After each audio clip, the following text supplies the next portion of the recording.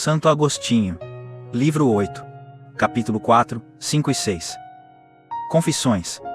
Capítulo 4. A conversão dos grandes. Vamos, pois, Senhor, mãos à obra. Desperta-nos, chama-nos, inflama-nos, arrebata-nos. Derrama tuas doçuras, encanta-nos, amemos, corramos. Não é verdade que muitos voltam a ti, saindo de um abismo de cegueira mais profundo que o de Vitorino, e se aproximam de ti, e são iluminados pela tua luz, junto da qual recebem o poder de se fazerem teus filhos? Mas se estes são menos conhecidos pelo mundo dos homens, mesmo os que os conhecem se alegram menos, mas quando a alegria é partilhada por muitos, ainda é maior em cada um, porque se aquece e inflama de uns para os outros. Ademais, os que são conhecidos de muitos, arrastam à salvação muitos outros, e caminham adiante seguidos dos que os imitam. Por isso, grande é a alegria dos que os precederam, porque não se regozijam só consigo. Mas, longe de mim pensar que no teu tabernáculo são mais aceitos os ricos que os pobres, e os nobres mais do que os plebeus, porque escolheste os fracos, segundo o mundo, para confundir os fortes, o que é vil e desprezível segundo o mundo, aqui não é nada, para aniquilar o que é.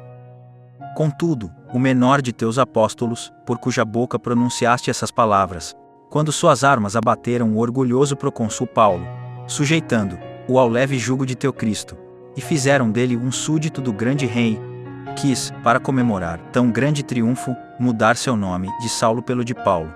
De fato, o adversário é mais completamente vencido naquilo em que tinha maior domínio, e por meio do que retém maior número de sequazes. Ora, o inimigo domina com mais força os soberbos pela nobreza de seu nome, e graças a estes, número maior pelo prestígio de sua autoridade.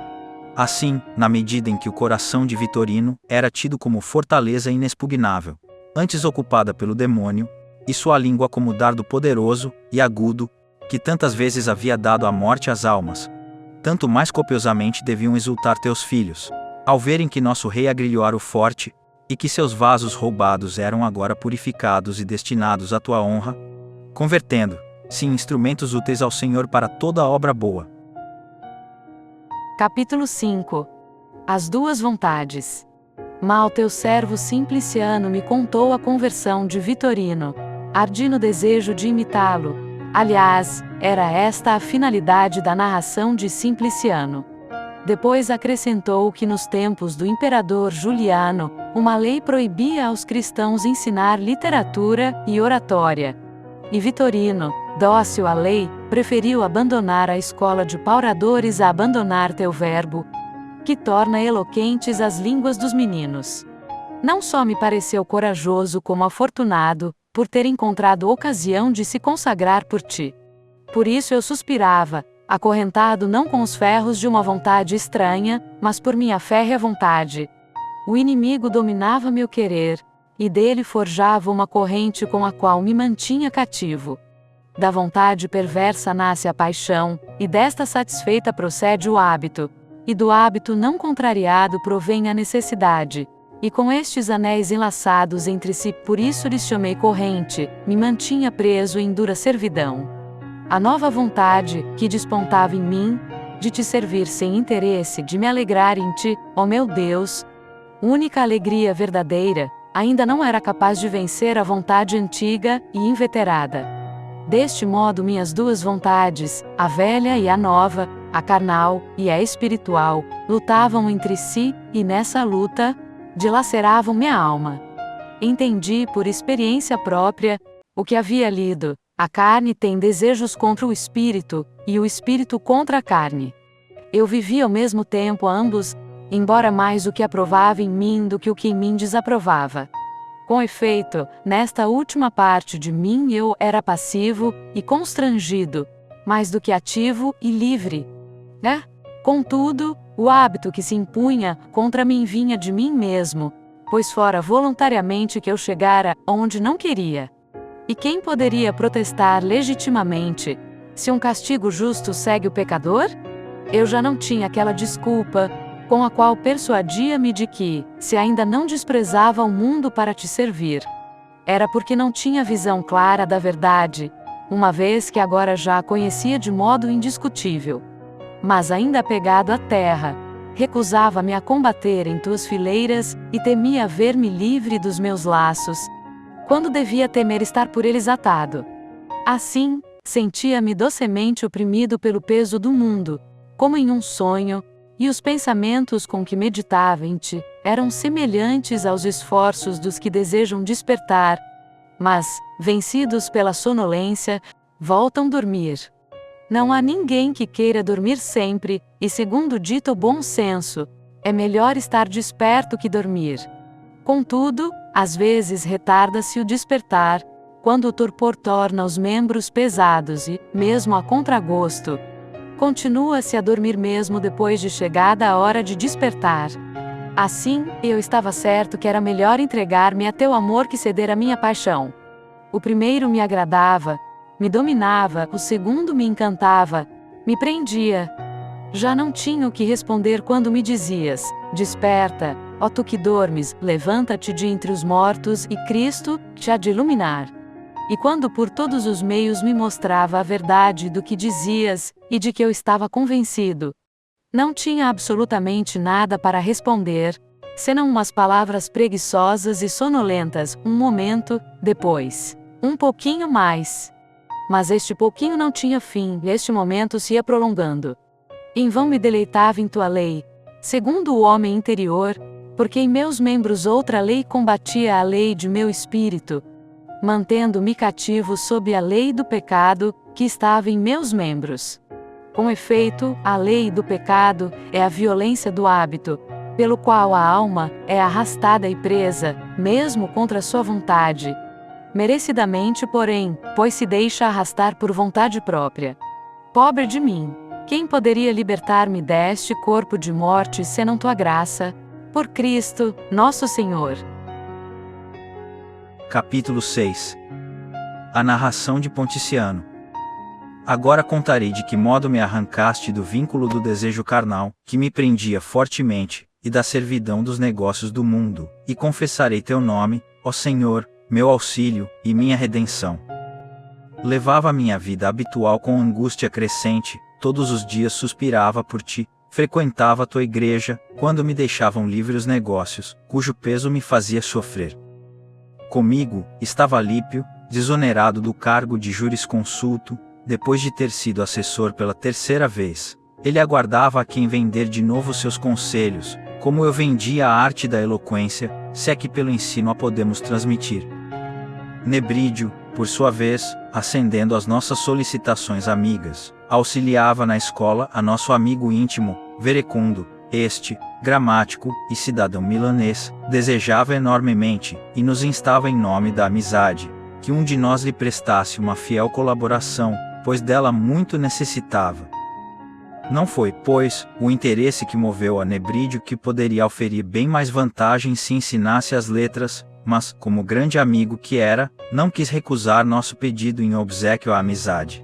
Agia, porém, com muita prudência, evitando fazer-se conhecido dos poderosos deste mundo, para evitar as inquietações do espírito que ele queria manter o mais possível livre e desocupado para investigar, ler ou ouvir algo sobre a sabedoria. Certo dia em que Nebrídio estava ausente, não sei por que motivo, Alípio e eu recebemos a visita de um tal Ponticiano, nosso compatriota da África, que servia em alto cargo do palácio. Não sei mais o que queria de nós. Sentámo-nos para conversar, e por acaso, deu com os olhos em um livro que estava sobre a mesa de jogo, à nossa frente. Pegou-o, abriu-o, viu que eram as epístolas de Paulo, e ficou surpreso, pois pensava que se tratasse de algum dos livros cujo estudo me preocupava. Então sorriu para mim, e, cumprimentando-me, manifestou-me sua admiração por ter encontrado aquele livro, e só aquele, ao alcance dos meus olhos. Ponticiano era um cristão fiel, e muitas vezes prostrava-se diante de ti, nosso Deus, na igreja, em frequentes e prolongadas orações. E quando lhe declarei que aquele livro ocupava o melhor de minha atenção, tomando a palavra, começou a falar-nos de Antão, monge do Egito, cujo nome era celebrado entre teus fiéis, mas que nós desconhecíamos até aquela hora. Informado disto, continuou a falar, revelando esse grande homem à nossa ignorância, que ele muito admirou. Ouvíamos, estupefatos, tuas autênticas maravilhas, realizadas na verdadeira fé, na Igreja Católica, tão recentes e quase contemporâneas. Todos nos admirávamos, nós, por serem coisas tão grandes, e ele, por serem-nos tão desconhecidas. Depois, passou a falar das multidões que vivem em mosteiros, e de seus costumes, que trazem teu doce perfume, e da fecunda solidão do ermo, coisas todas que desconhecíamos. Até em Milão, havia, fora dos muros, um mosteiro, cheio de bons irmãos, sob a direção de Ambrósio, que também desconhecíamos. Ponticiano prosseguia, e falava sempre mais, e nós o ouvíamos atentos e calados. E assim veio a nos contar que um dia, não sei quando, estando em Tréveres, saiu em companhia de 3 companheiros, enquanto o imperador se concentrava nos jogos circenses da tarde, para dar um passeio pelos jardins que rodeavam os muros da cidade. Distraidamente passeando 2 a 2, um com Ponticiano, e os outros 2 juntos, separaram-se e tomaram caminhos diferentes. Caminhando a esmo, estes últimos deram com uma cabana, habitada por alguns servos teus, pobres de espírito, a quem pertence o reino dos céus. Lá encontraram um exemplar manuscrito da vida de Santo Antão. Um deles começou a lê-lo, e, admirado e arrebatado, cogitou, enquanto lia, em abraçar aquele gênero de vida, abandonando o serviço do mundo, para servir unicamente a ti. Estes 2 eram os chamados agentes de negócios do imperador. De repente, tomado de amor santo e casto pudor, irado consigo mesmo, olha para o companheiro, e lhe diz: dize-me, te peço, onde pretendemos chegar com todos estes nossos trabalhos? Que buscamos? Qual a finalidade do nosso labor? Podemos aspirar mais no palácio do que ser amigos do imperador? E mesmo nisto, quanta incerteza, quantos perigos! E quantos perigos teremos de passar para chegar a um perigo ainda maior? E quando chegaremos a isso? Mas, se eu quiser ser amigo de Deus, posso sê-lo agora mesmo. Disse essas palavras, e exaltado pela gestação da nova vida voltou os olhos para o livro. Ao ler, transformava-se interiormente, o que só tu sabias, e seu espírito se despia do mundo, como logo se evidenciou. Enquanto lia, o coração se lhe tornou um mar tempestuoso, sentiu um estremecimento e, intuindo o melhor caminho a tomar, resolveu abraçá-lo, dizendo ao amigo: já rompi com nossos sonhos, decidi dedicar-me ao serviço de Deus. E isso quero começar aqui e agora. Se não me queres imitar, ao menos não me contraries. O amigo respondeu que desejava ficar com ele e ser companheiro de tão nobre mercê e de tão grande combate. Ambos já te pertenciam, e começavam a construir, com capital suficiente, uma torre de salvação, a tudo renunciando para te seguir. Então Ponticiano e seu companheiro, que passeavam em outro local do jardim, procurando-os, deram também com a mesma cabana, e os avisaram para que voltassem, pois já entardecia. Mas eles relataram-lhe sua determinação e propósito, e o modo como nascera, e se fichara neles tal desejo, pediram-lhes que, se não quisessem juntar-se a eles, que não os molestassem. Mas estes, sem se converterem, lamentaram a si mesmos, no dizer de Ponticiano, e felicitando-os piedosamente, recomendaram-se às suas orações. Depois, arrastando o coração pela terra, voltaram ao palácio, enquanto que os convertidos, fixando seu coração no céu, ficaram na cabana. Ambos eram noivos, mas, quando suas noivas ouviram o sucedido, também te consagraram sua virgindade.